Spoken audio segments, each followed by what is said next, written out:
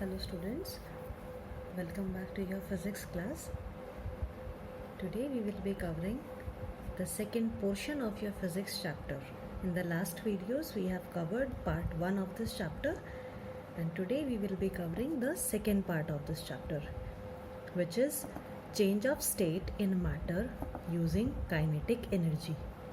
We have already discussed what actually kinetic energy is.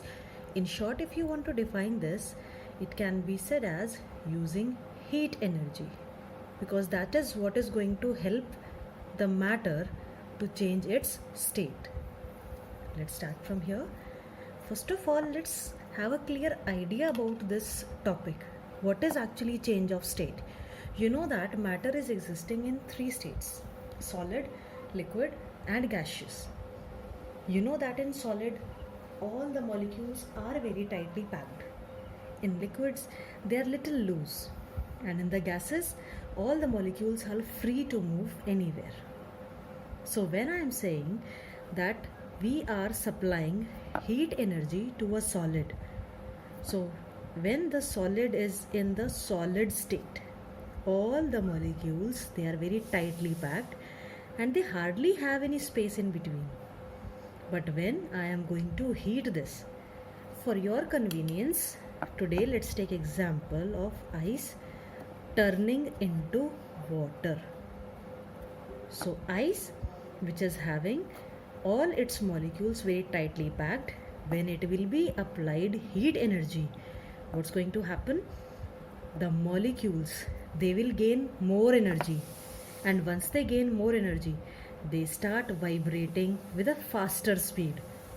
And once they become very fast, they are going to break their bonds in between and will become free. And hence, the ice is going to convert into the water state. The same mechanism is working in the other case also. Change of state from liquid to gas. You know that in liquid, the molecules are free to move, but not as that free as of gas.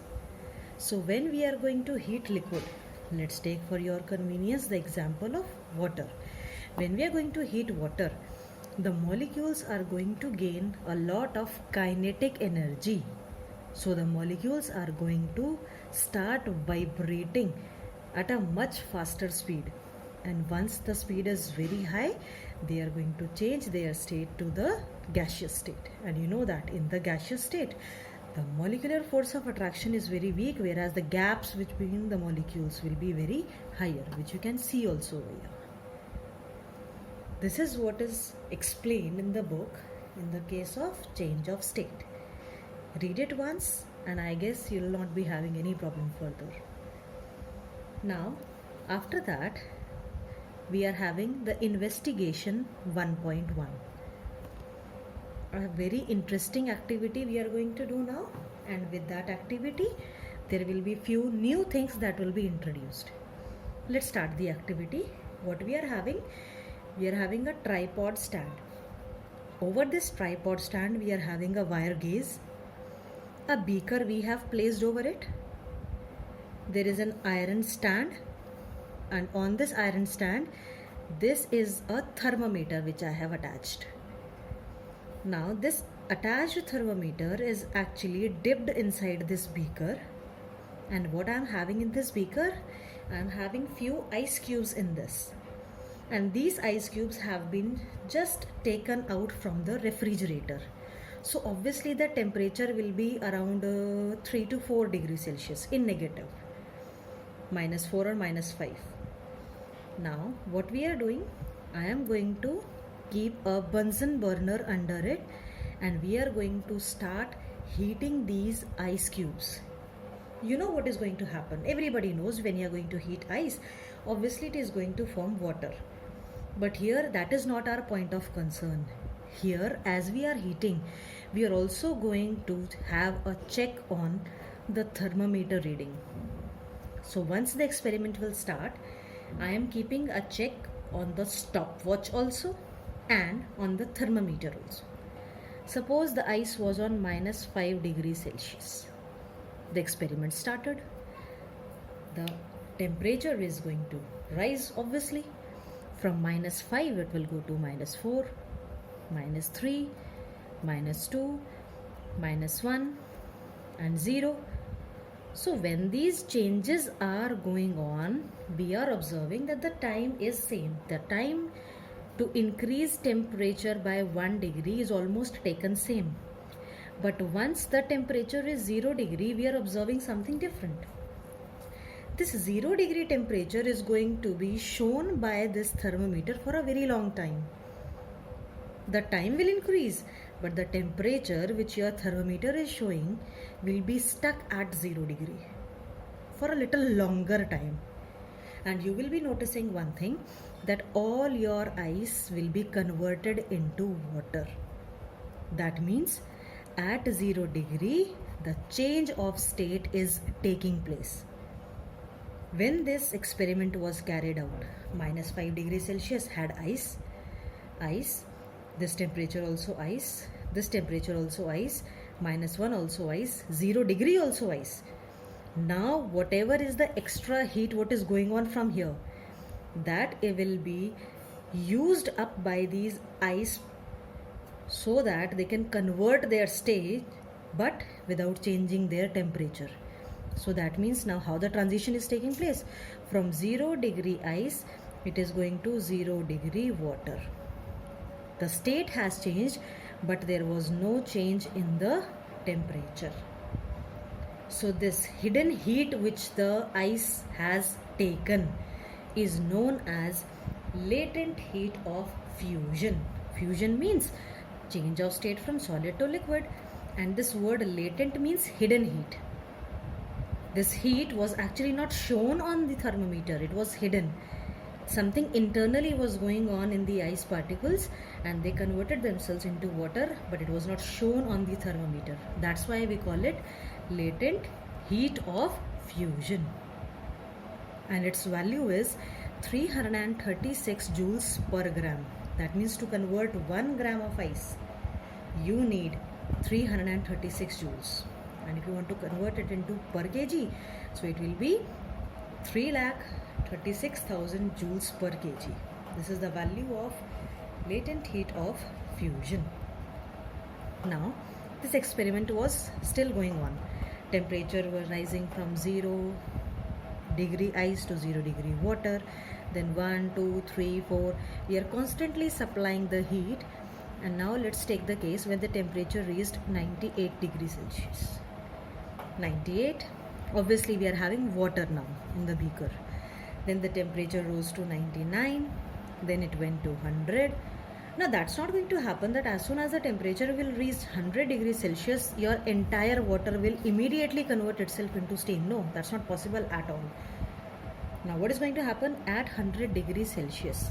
The water which is there, it will start converting its state from liquid to gaseous state. That means from 100, now it will start the process of its conversion into gaseous state, or you can call it vapor also, steam. So at 100 degrees Celsius now, what we are seeing in the thermometer, that the temperature is stuck at 100 degree. And until and unless the entire liquid will get converted into steam, the temperature will be stuck at 100 degrees Celsius only. So this heat which was used by water to convert its state without changing its temperature is known as latent heat of vaporization, and its value is 2260 joules per gram. And if you want to measure that in kg, then it will be 22,60,000 joules per kg. A huge amount of heat required if you want to convert the water into 100 degree steam. Now you'll also see two new things in the paragraph: specific latent heat of fusion and specific latent heat of vaporization. If this word specific is attached before these words, then that means we are going to mention the weight also. The amount of heat required to convert 1 kg of ice into water without changing its temperature is known as specific latent heat of fusion. And when we are talking about specific latent heat of vaporization, then the statement will be the amount of heat required to convert 1 kg of water into steam without changing its temperature, that will be known as specific latent heat of vaporization. Just keep in mind one thing, that you have to add this word without any change in the temperature. This is must. I hope this activity is clear to you. Now let's see that how actually this latent heat of fusion and vaporization helps us in our day-to-day life. Where can we actually observe it? So let's see now how these effects are actually affecting our daily life. Let's see their consequences, or what are their results in our daily life. Before that, let me again give you a gist. Just now I told you the latent heat of fusion, I'm writing in short, the value is 336 joules per gram. That means for converting 1 gram of ice into water, I need 336 joules of heat energy. And the latent heat of vaporization value is 2260 joules per gram. That means for converting 1 gram of water into steam, I need this much amount of heat energy. So now let's see the practical application. First one, soft drinks cool better in ice than water at 0 degrees Celsius. You must have seen that whenever we have to drink any cold drink, we are never adding in that a very cold water. What are we preferring to cool them? Ice. And the reason behind it is because just now I told you that ice, when it is going to melt, so it is going to absorb 336 joules per gram of heat energy. 1 gram of ice will absorb this much amount of heat energy. So imagine now if you are adding few ice cubes in your cold drink, how much energy, heat energy they are going to absorb from your cold drink, and they will make your cold drink cool. Next thing is, weather becomes warm during snowfall. Yes, you might think it reverse way, but this is actually the reality. Whenever the snowfall is going to take place, the weather always becomes warm. And why this is happening? See, snowfall is actually the water vapors which are there in the clouds. They need to convert themselves into the ice form. That means reverse process is going on. Liquid is going to convert into gas. So it has to release the heat. So when every gram of liquid is going to release such a huge amount of energy to convert itself into solid state, so obviously when so much amount of heat energy will be released, the weather will surely become warm. Now when actually the weather will become cool? Once the snowfall is over and your snow is going to start melting itself. The weather becomes very cold when the snow starts melting, because when it is going to melt, now the process is reverse. Ice is going to go in the water state, so obviously it is going to release the heat. It does not require heat, it will release the heat. So once it is going to release, or actually I should say that it is going to absorb the heat from the environment. This is where you can understand it better. When ice wants to convert itself into water, that means the melting process will start. It will absorb a lot of amount of heat from the environment, and if your environment is losing heat, then surely it will become very cold. Now the next point is, glaciers fed rivers flow throughout the year. There are some rivers actually which are originating themselves from glaciers. Now those type of rivers, they are never falling short of water. The whole year round they are having water in them. And the reason is, glaciers are not small pieces of ice. There are huge structure of ice which are formed. So once those glaciers are formed and they will start melting, they never get that much amount of heat that they are going to melt within a day or in a month. They take almost the whole year round to melt themselves. and that much time they never get, because once the summer is over, the winters will start again, snowfall will take place, and the glaciers are back in their place. So the glaciers are always feeding the rivers throughout the year. Those type of rivers are never falling short of water in them. Last is, icebergs sometimes reach equatorial regions in the sea. Now you know what an iceberg is. Okay, you can call it a floating glacier. Now sometimes these icebergs, which are generally seen in the Arctic and Antarctic region, they are sometimes managing themselves to reach the equatorial regions, which are very, very hot. Now the question arises, how they are reaching over there? And the reason is same. Icebergs are not small pieces of ice. They are a huge, magnificent structure of ice. And to melt themselves, they need a huge, huge amount of heat. So sometimes when they don't get that heat, so with the flow of the sea, they are managing themselves with the sea only. They are able to float themselves to the equatorial regions. Now let us see the effects of latent heat of vaporization and its practical application, where actually this is helpful. You must be knowing James Watt, the first engine which was designed by him was actually the work of a steam. That means if I compare water and steam, obviously steam is having a lot of amount of extra heat in it. So steam is used as a fluid in thermoelectric powerhouses. Whenever you have to run the turbines, you need a strong energy which can rotate it. So rather than making the hot water make the turbine run, we are using the steam, which is much more energy efficient. Next is, have you ever seen that whenever water is boiling and you put your finger inside that hot water, maybe you will get hurt, but not that much. But imagine now that boiling water was actually covered with a plate. You remove that plate and place your hand over the steam. You can imagine, or if you have experienced, it is like a damaging effect it can have on your body. Now why it is happening? Because the steam is definitely having the excess amount of heat in it, which is known as the specific latent heat of vaporization. Every gram is having 2260 joules of heat energy extra in it. That's why if a person is burned by steam, there are very, very less chances that the person might survive.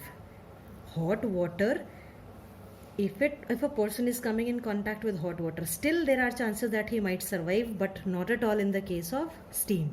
The burns which are caused by steam, they are very, very severe. Now let's move to the further topic. Now this is an easy topic which you already know. Let's have a very quick discussion regarding this. So the three states of matter, solid, liquid and gas.